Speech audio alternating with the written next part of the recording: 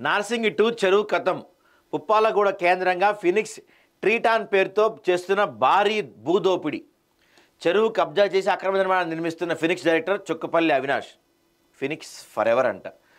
సుమధుర నిర్మాణ సంస్థ పేరుతో బహిరంగ మార్కెట్లో అమ్ముతున్న దుర్మార్గం.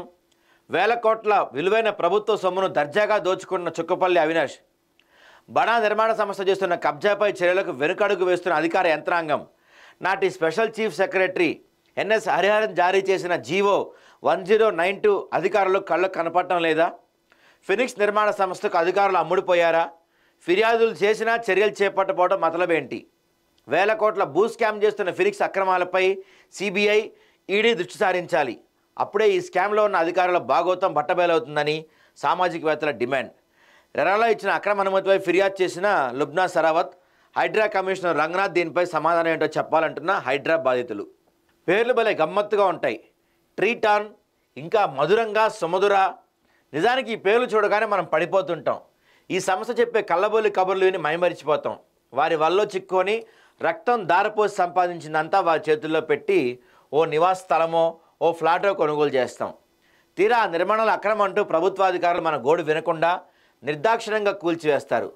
మనకు అమ్మిన దౌర్భాగ్యుడు మాత్రం కోట్లు వెనకేసుకొని దర్జాగా కాలు రగలేసుకొని తిరుగుతుంటాడు.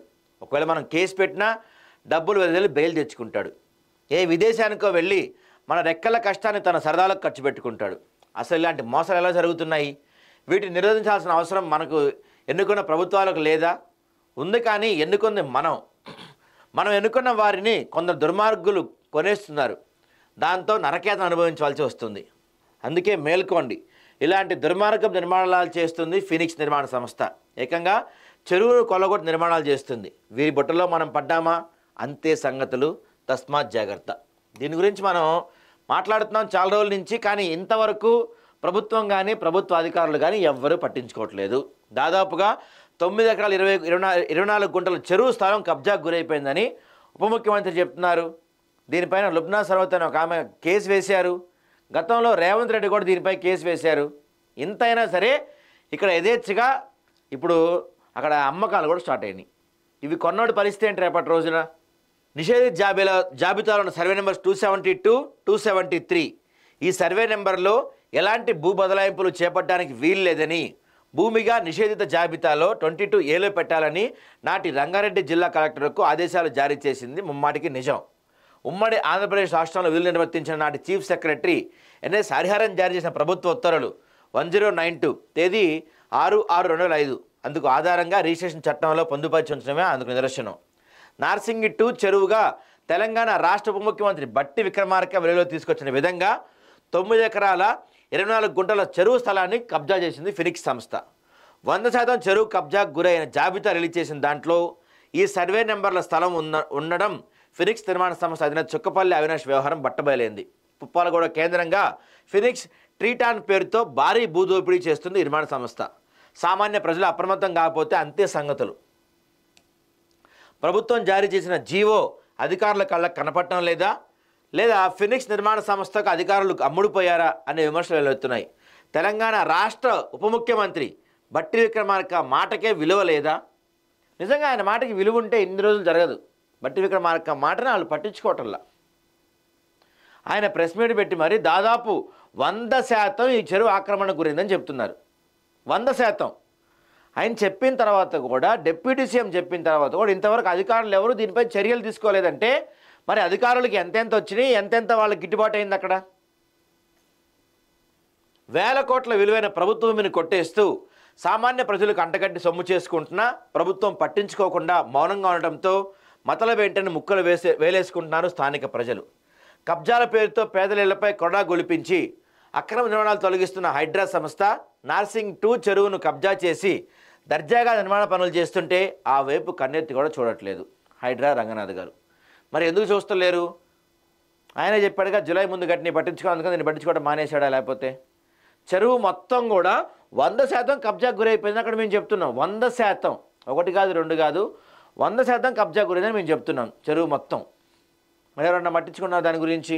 వేల కోట్ల భూ స్కామ్ చేస్తున్న ఫినిక్స్ అక్రమాలపై ఈ సంస్థ డైరెక్టర్ వ్యవహరిస్తున్న చుక్కపల్లి అవినాష్ వ్యవహారంపై సిబిఐ, ఈడీ అధికారులు దృష్టి సారిస్తే ఈ భారీ భూ స్కామ్లో ఫినిక్స్ నిర్మాణ సంస్థకు అమ్ముడిపోయిన అధికారుల భాగోతం బట్టబయలవుతుందని స్థానిక ప్రజలు డిమాండ్ చేస్తున్నారు. సామాన్య ప్రజలు నష్టపోకుండా చెరువును పరిరక్షించాలని, ప్రజల ఆస్తిని కబ్జా చేయాలని చూస్తే ఊరుకోమని, చెరువును చెరబట్టి అక్రమ నిర్మాణం చేస్తున్న ఫినిక్స్ నిర్మాణ సంస్థకి ఇచ్చిన రెరా అనుమతిపై ఫిర్యాదు చేశారు. సామాజిక కార్యకర్తలు లుబ్నా సర్వత్ సుముద్ర నిర్మాణ సంస్థ పేరుతో బహిరంగ మార్కెట్లో అమ్ముతూ కోట్లు కొల్లగొడుతున్న ఫినిక్స్ నిర్మాణ సంస్థ అధినేత చుక్కపల్లి అవినాష్పై నేటికి ఎలాంటి కేసు నమోదు కాలేదు. తెలంగాణ రాష్ట్రంలో చట్టాలు పాటించాల్సింది, చట్టాలు అమలయ్యేది కేవలం సామాన్యులకేనా? ఫినిక్స్ లాంటి బడా నిర్మాణ సంస్థలకు చట్టాలు వర్తించవా? వీరు పాటించాల్సిన అవసరం లేదా? ఇవన్నీ జనం మాట్లాడుకుంటున్నారు. కళ్ళెదుట కబ్జాలు చేస్తూ యథేచ్ఛగా నిర్మాణ పనులు చేస్తుంటే నేటికి పనులు నిలుపుదల చేయకపోవటంపై అధికారుల అవినీతి ఏ మేరకు చేరింది అనేది అక్కడ మనకు అర్థమవుతుంది.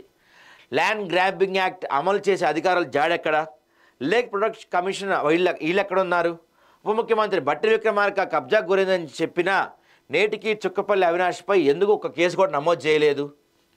రెవెన్యూ, మున్సిపల్, హెచ్ఎండిఏ, రిజిస్ట్రేషన్ శాఖ అధికారులు అవినీతి స్పష్టంగా కనిపిస్తున్నా నేటికి ఒక్క అధికారిపై కూడా ఎందుకు కేసు నమోదు కాలేదు? ఇక్కడ ఇంత క్లియర్గా రెవెన్యూ, ఇరిగేషన్, తర్వాత హెచ్ఎండిఏ, మున్సిపల్ వీళ్ళందరూ ప్రతి చోట వైలేషన్స్ చేసుకుంటూ వెళ్ళి, ప్రతి రూల్ని వైలేషన్ చేసుకుంటూ వెళ్ళి ఇంత పెద్దదానికి పర్మిషన్స్ ఇచ్చారని దీనిపైన లుబ్నా సర్వత్ లాంటి వాళ్ళు కేసు వేశారు. మనం దీనిపైన రెగ్యులర్గా మాట్లాడుతున్నాం, రెగ్యులర్గా కథనాలు వేస్తున్నాం. ఉప ముఖ్యమంత్రి బట్టి విక్రమార్క మాటలకే విలువ లేకపోయిందని మనం చెప్తున్నాం. అయినప్పటికీ కూడా ఇప్పటి వరకు ఈ చుక్కపల్లి అవినాష్పై ఒక చిన్న ఎఫ్ఐఆర్ కూడా నమోదు అవ్వాలి, ఒక చిన్న కేసు కూడా నమోదు కాలేదు. మన అధికారులు ఎందుకు లైట్ తీసుకుంటున్నారు? వాళ్ళకి ఎక్కడి నుంచి రావాల్సిన అక్కడి నుంచి వచ్చేస్తున్నాయా? వాళ్ళకి ఏది కావాలో అవి వచ్చేస్తున్నాయా? ఇంత క్లియర్గా స్పష్టంగా 100% చెరువు కబ్జా గురిందని చెప్పిన ఆధారాలు పూర్తిగా ఉన్నప్పటికీ కూడా ఎందుకు చర్యలు తీసుకోవట్లేదు అధికారులు? ఎందుకు నిమ్మకు నీరెత్తినట్టు ఉంటున్నారు? అధికారులకు డబ్బులు ముట్టుండొచ్చు, మీరు లంచాలు తీసుకొని ఉండొచ్చు, ప్రభుత్వం దాకా ఈ విషయం వెళ్ళనివ్వకపోవచ్చు, కానీ మాదాబ్ హైదరాబాద్ మాత్రం ఈ విషయంపై న్యాయం జరిగే వరకు పోరాడుతూనే ఉంటాం. ఎందుకంటే అవినీతిపై మా అక్షరం, అవినీతిపై అస్త్రం. ఖచ్చితంగా ఈ ఫినిక్స్ నిర్మాణ సంస్థ చుక్కపల్లి అవినాష్పై చర్యలు తీసుకునే వరకు ఆదాబ్ హైదరాబాద్ వెంటాడుతూనే ఉంటుంది.